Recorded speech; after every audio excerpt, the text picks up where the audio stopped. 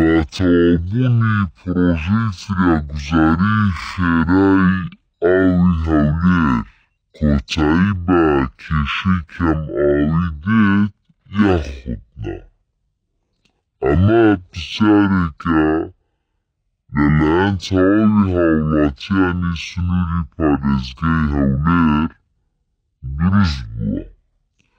وکو دزادن که لسالانی رابردو باوی کم آویه و خلقی سنوری پارزگی هولیر دیان نالاند. بلان بو اما حکمتی یریمی کردستان لسالی رابردو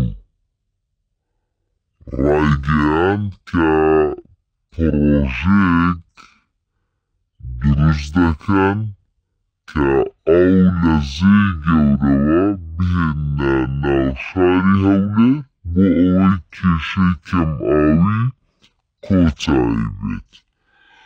پروژه که پروژه سریعگذاری خیرای آوی هولیر بود که لرکوتی 8/2024 بردی بناغی داندرا.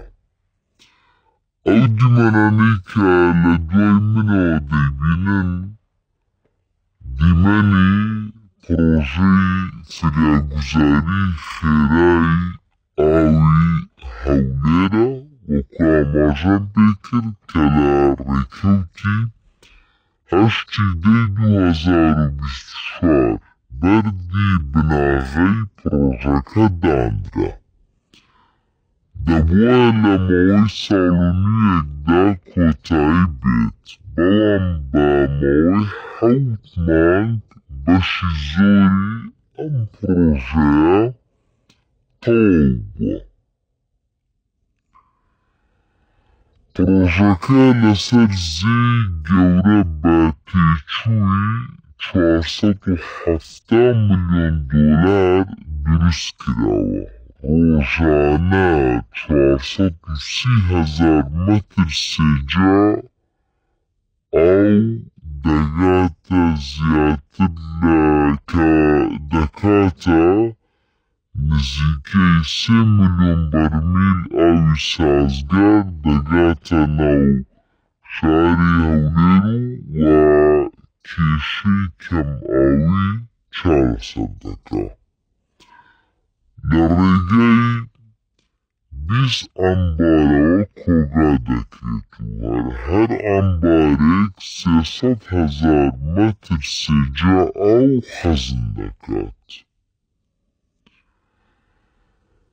دوینه 20/7/2025 سروکی حکمتی یریمی کردستان لگل برفسانی بالای حکمتی یریمی کردستان هاتنیرو و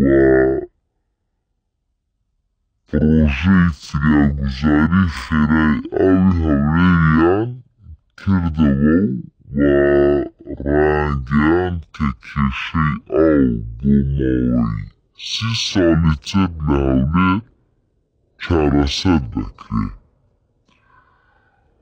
و اوکل رشکین و تاو کرگی کویا دروا زیادتر لبیز گرگ بشی کی زوری او گرکانی که کشی کم آویان هبو کشی کم آوی نم گرکانا نامینیتن.